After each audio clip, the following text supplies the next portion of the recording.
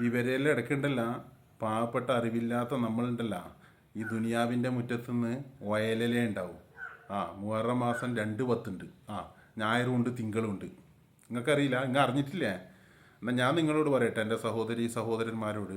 പുണ്യനബി സല്ലല്ലാഹു അലൈഹി വസല്ലമ വഫാത്താകുന്നതിൻ്റെ മുമ്പത്തെ വർഷം പറഞ്ഞത്, അടുത്ത വർഷം ഞാൻ ജീവിച്ചിരിപ്പുണ്ടെങ്കിൽ 9 എടുക്കുമെന്നാണ്. അത് 1 മുതൽ 9 ആവാം, അല്ലെങ്കിൽ 9ാമത്തെ നോമ്പാവാം.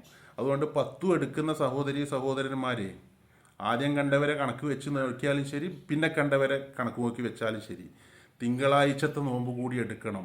അതിൻ്റെ ഒരു കാരണം ഞാൻ പറഞ്ഞു തരാം. പുണ്യനബി സല്ലല്ലാഹു അലൈഹി വസല്ലമ അനുഷ്ഠിച്ചു വന്ന 10ാമത്തെ നോമ്പ് നമുക്ക് നഷ്ടപ്പെടാതിരിക്കാൻ വേണ്ടി തിങ്കളാഴ്ചത്തെ നോമ്പ് കൂടി എടുക്കണം. അഥവാ 9 ഞായറാഴ്ചയെങ്കിൽ ഞായറാഴ്ച ആദ്യം കണ്ടവരെ കണക്കിൽ നിർത്തുന്നവർക്ക് 10ാമത്തെ നോമ്പ് കിട്ടൂല. അഥവാ 10 ഞായറാഴ്ച എന്നെങ്കിൽ ആ 10ഉം കിട്ടും, തിങ്കളാഴ്ച എടുക്കുന്ന ഒന്ന് എക്സ്ട്രയും കിട്ടും. എക്സ്ട്രാ കിട്ടിയാൽ പ്രശ്നമൊന്നുമില്ല. പക്ഷേ പുണ്യനബി സല്ലല്ലാഹു അലൈഹി വസല്ലം അനുഷ്ഠിച്ചു വന്ന ആ 10ാമത്തെ നോമ്പ് നിങ്ങൾ ആരും നഷ്ടപ്പെടുത്തരുത്. 10ഉം എടുക്കുന്നവർ തിങ്കളാഴ്ച വരെ എടുക്കുക. അല്ല, 9ഉം 10ഉം എടുക്കുന്നവർ ഞായറും തിങ്കളും എടുക്കുക. എന്നാൽ 10 നഷ്ടപ്പെടുകയില്ല.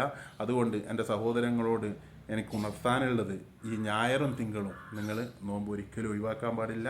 അതിന് റബ്ബ് തആല ഒഴിവാക്കാതിരിക്കാൻ, അത് അനുഷ്ഠിക്കാൻ തൗഫീക്ക് നൽകി അനുഗ്രഹിക്കുമാറാവട്ടെ.